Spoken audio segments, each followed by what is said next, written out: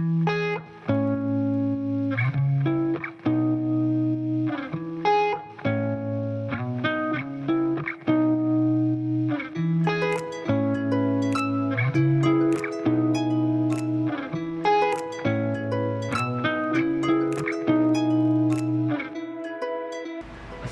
warahmatullahi wabarakatuh. Kembali lagi bersama saya Krisna di Alisa TV Channel. Pada video kali ini kita akan berdiskusi dan membicarakan mengenai pariwisata. Hal-hal yang berhubungan dengan pariwisata, sejarah pariwisata, istilah-istilah dasar pariwisata, dan juga mungkin stakeholder atau orang-orang yang berkecimpung di dalam dunia kepariwisataan, baik itu Indonesia maupun untuk Provinsi Bengkulu pada khususnya. Kita mulai dengan sejarah pariwisata. Kapan sih sebenarnya pariwisata itu mulai dilakukan? Dalam sejarah pariwisata sebenarnya dimulai pada saat bangsa-bangsa memulai untuk melakukan perjalanan, baik itu untuk alasan ibadah ataupun keagamaan, ataupun untuk keperluan pemenuhan kebutuhan-kebutuhan lainnya. Dan juga pada masa-masa dunia di abad pertengahan, itu memulai berlomba-lomba untuk menemukan dunia baru. Perjalanan menemukan dunia baru ini kemudian dikenallah dengan beberapa tokoh yang sangat terkenal pada masa itu. Sebut saja Marco Polo dari Italia atau Christopher Columbus yang menemukan benua Amerika. Atau yang paling gampang adalah perjalanan umroh ataupun haji yang dilakukan oleh masyarakat muslim untuk menuju perjalanan ke Saudi Arabia atau ke Mekah. Di dalam perjalanan manusia dalam memenuhi kebutuhan-kebutuhannya yang kemudian dikenal menjadi cikal bakal dari pariwisata itu, terdapat dua hal yang umum yang bisa ditemui. Yang pertama adalah perjalanan yang dilakukan untuk pemenuhan ibadah atau yang kita sebut dengan pilgrimage.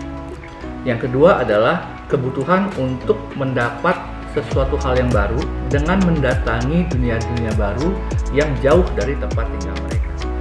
Sekarang bagaimana dengan sejarah perkembangan pariwisata yang ada di Indonesia?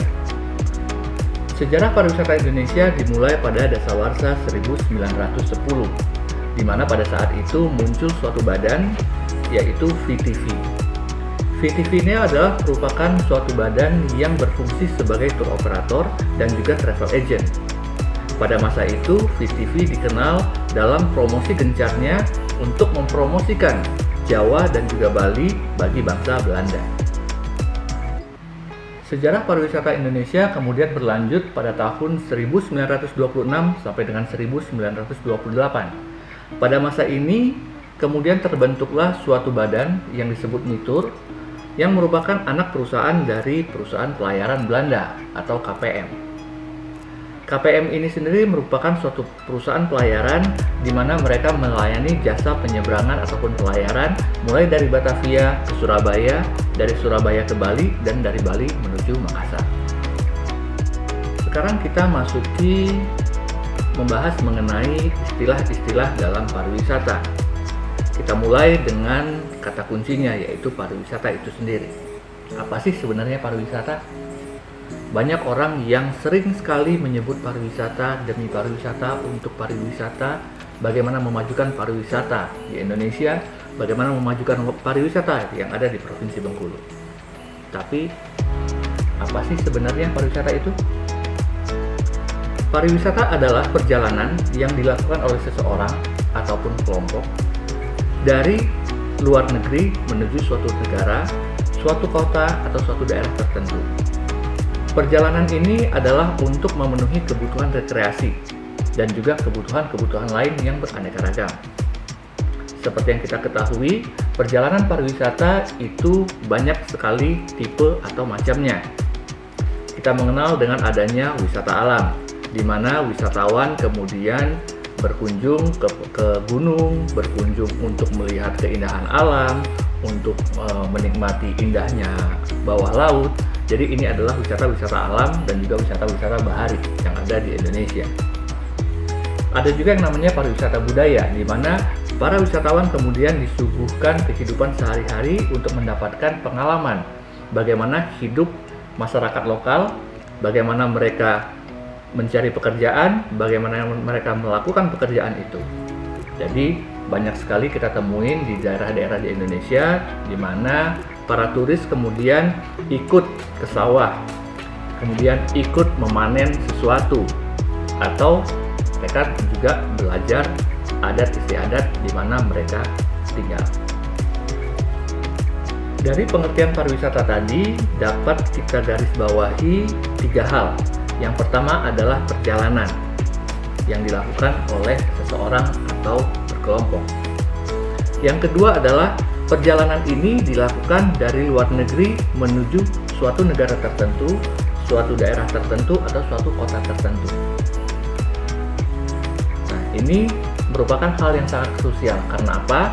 Karena dengan datangnya orang dari luar negeri ke tempat kita, ke negara kita, atau ke provinsi kita, itu akan secara langsung menimbulkan reaksi ekonomi positif. Dapat menghidupkan roda ekonomi di daerah di mana para turis atau para wisatawan itu tinggal. Ini yang kedua. Dan yang ketiga adalah pemenuhan kebutuhan yang berbagai macam. Pada saat turis atau wisatawan tinggal di tempat kita, di daerah kita, tentu saja mereka kemudian membutuhkan hal-hal yang sama seperti kita. Misalnya mereka butuh makan, mereka butuh tempat tinggal, mereka mungkin butuh kendaraan, dan mungkin mereka juga butuh pemandu untuk menemani mereka ke tempat-tempat wisata yang ada di tempat kita. Jadi sangat krusial dan sangat penting yang harus kita pahami di sini adalah pariwisata itu akan berhasil pada saat ada orang asing atau ada orang dari luar provinsi kita datang ke provinsi kita. Dan ini akan menimbulkan efek ekonomi yang positif dengan mereka melakukan kegiatan-kegiatan yang ada di provinsi kita ini. Selanjutnya mengenai wisatawan. Dari pengertian pariwisata tadi, apakah semua orang yang melakukan perjalanan dari luar negeri ke negara kita, ke tempat kita dapat disebut wisatawan? Belum tentu juga. Karena setidaknya ada 3 konsep dasar kenapa orang atau seseorang itu disebut sebagai wisatawan. Yang pertama adalah konsep dari pengertian wisatawan itu sendiri. Konsep pertama ini adalah pengertian dari umumnya wisatawan yang ada di negara kita ataupun di negara-negara lain, yaitu seseorang yang melakukan perjalanan sebagai subjek, melakukan kegiatan-kegiatan tertentu yang untuk pemenuhan hasrat rekreasi yang mereka punya. Yang kedua adalah konsep heuristik. Konsep heuristik wisatawan ini lebih membahas mengenai konteks perilaku dari wisatawan itu sendiri. Dan yang ketiga adalah konsep wisatawan secara teknis, di mana secara teknis wisatawan ini bisa menjadi 2. Yang pertama adalah wisatawan domestik dan yang kedua adalah wisatawan internasional. Wisatawan domestik ini biasanya seperti di negara kita, orang Bengkulu kemudian bertamasya atau liburan ke daerah lain. Misalnya mereka berpergian ke Padang, mereka berpergian mungkin ke Bandung, mereka berpergian ke Yogyakarta ataupun ke Bali. Ini adalah wisatawan domestik. Yang kedua adalah wisatawan internasional, di mana wisatawan ini berasal dari negara lain menuju ke negara lain juga. Misalnya orang Jepang berkreasi atau berlibur ke Indonesia, atau orang Indonesia kemudian berlibur ke Singapura. Ini dinamakan sebagai wisatawan internasional. Bagaimana dengan perkembangan pariwisata yang ada di provinsi kita tercinta ini, Provinsi Bengkulu?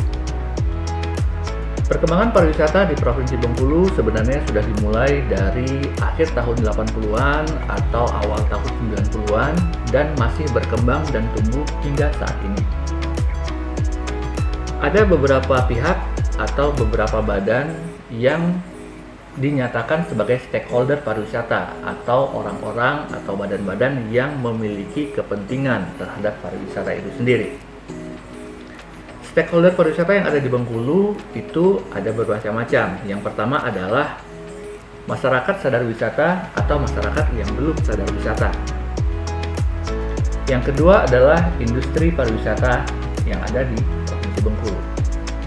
Industri pariwisata yang ada di Bengkulu merupakan orang-orang di mana mereka bekerja dan melakukan kegiatan pariwisata sebagai pekerjaannya. Di Bengkulu ada yang namanya DPD PHRI, Persatuan Hotel dan Restoran Indonesia. Ada yang namanya DPD ASITA, Asosiasi Biro Perjalanan Indonesia. Ada DPD ASPPI, Asosiasi Pelaku Pariwisata Indonesia. Dan yang terakhir ada HPI atau Himpunan Prawisata Indonesia, di mana para pemandu wisata atau guide berkumpul dan juga berhimpun di sini.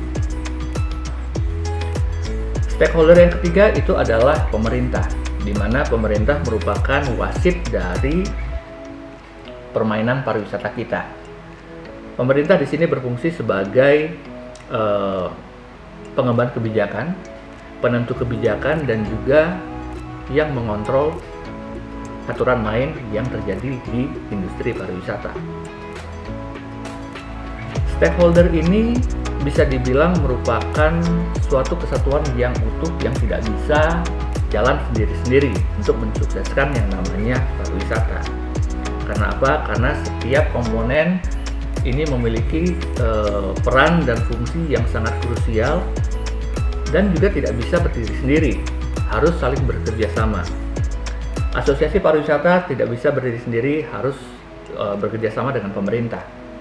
Begitu juga dengan pemerintah harus berkolaborasi atau bekerja sama dengan industri pariwisata dan juga masyarakat sadar wisata.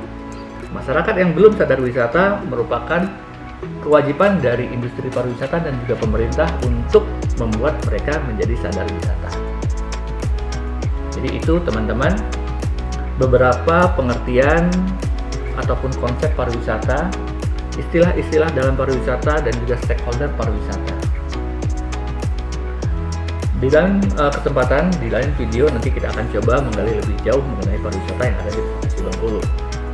Sampai saat itu, jangan lupa untuk like, subscribe, dan juga share video ini sehingga kita bisa berdiskusi mengenai pariwisata di Provinsi Bengkulu yang kita cintai ini. Tetap sehat, tetap semangat. Wassalamualaikum warahmatullahi wabarakatuh.